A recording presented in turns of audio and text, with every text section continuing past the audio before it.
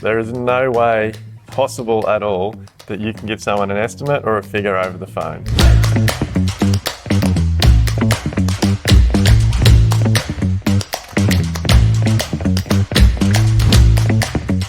Duayne, I know you'll be familiar with this. An architect or a designer is working with a client.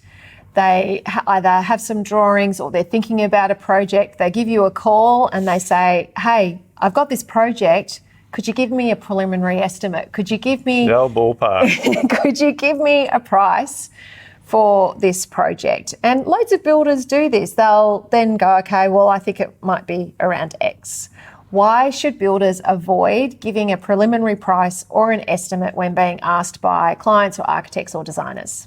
This is a massive recipe for disaster, and it's another big reason why our industry has such a bad name. There is no way possible at all that you can give someone an estimate or a figure over the phone. There is so much, like especially when it comes to custom homes, every single product is completely different. And like I try and explain to people when we very rarely now get in this situation, but you could have the exact same house here and here.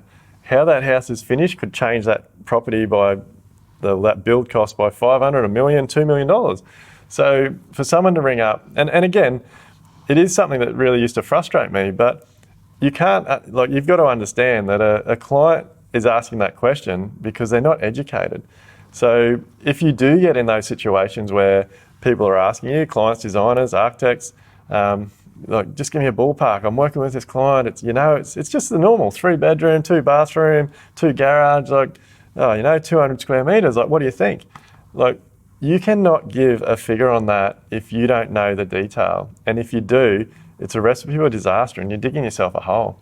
It's so true. And it's understandable that clients and architects and designers will ask this kind of question.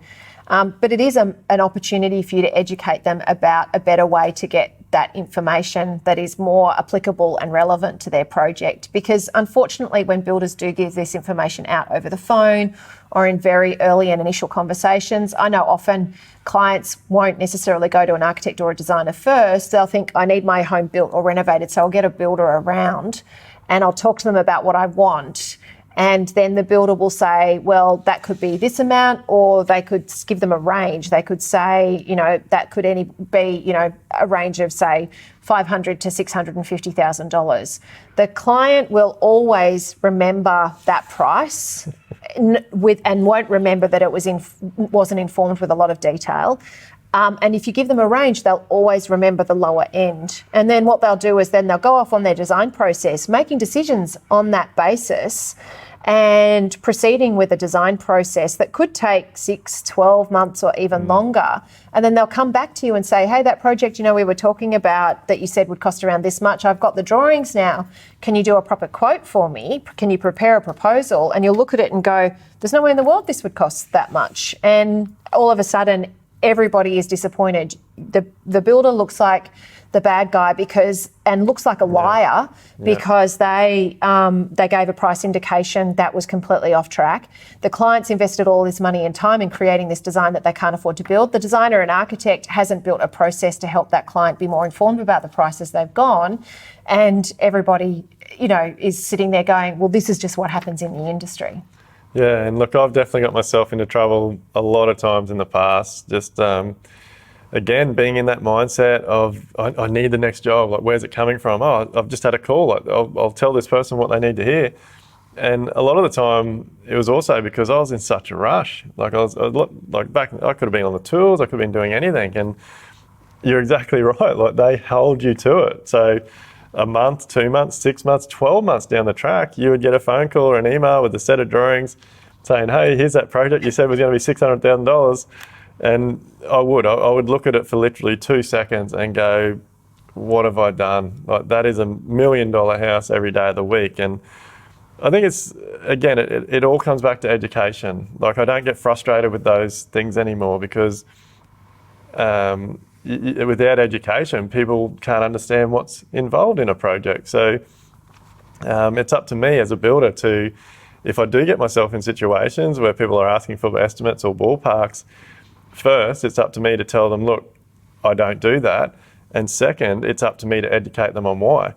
And my why is because without me knowing the type of person they are, the type of site it is, the level of finish they want, does it have a pool? Does it have landscaping? Like, is it full height tile in the bathrooms? Like, there is literally thousands of questions. I think we've spoken before, like there's literally like 15,000 decisions to be made when building a house. So without knowing even the smallest amount of detail, it is impossible to put an estimate, a ballpark, whatever you want to call it, when someone's asking you for it. So yeah, stand your ground, be confident.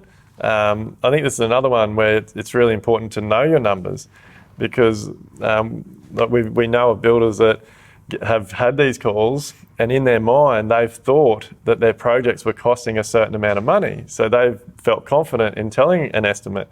But when they've actually gone back and we've taught them how to review their data, and they've realised, well, far out, like those jobs I've been building have been costing this much per square metre, it's been a real eye-opener for them, and they've gone away from getting into those situations. So without having education from the designer or the architect or the homeowner about what they want, it is absolutely impossible for you to do that. So stand your ground, don't do it. And number two, like, explain to them, educate them why it's really important that you don't do it. Because I guess in the long run with this one, you're not just letting yourself down, like you're actually letting the designer, the architect, and that possible client down, because all of a sudden they're like, oh, it's within our budget, like we'll keep the process going. Yeah, and they start a process that can take 2 years on misinformation. So even though it can be really challenging to stand your ground, because chances are they'll be badgering you and pestering you and asking you and getting quite frustrated and disappointed that you won't give them a ballpark price or a preliminary estimate, you will be in a far better position long term, and you will also be doing them a much better service as well if you can explain that it's something that you won't do and the reasons why you won't do it, because then you'll avoid misleading and frustrating them into the future.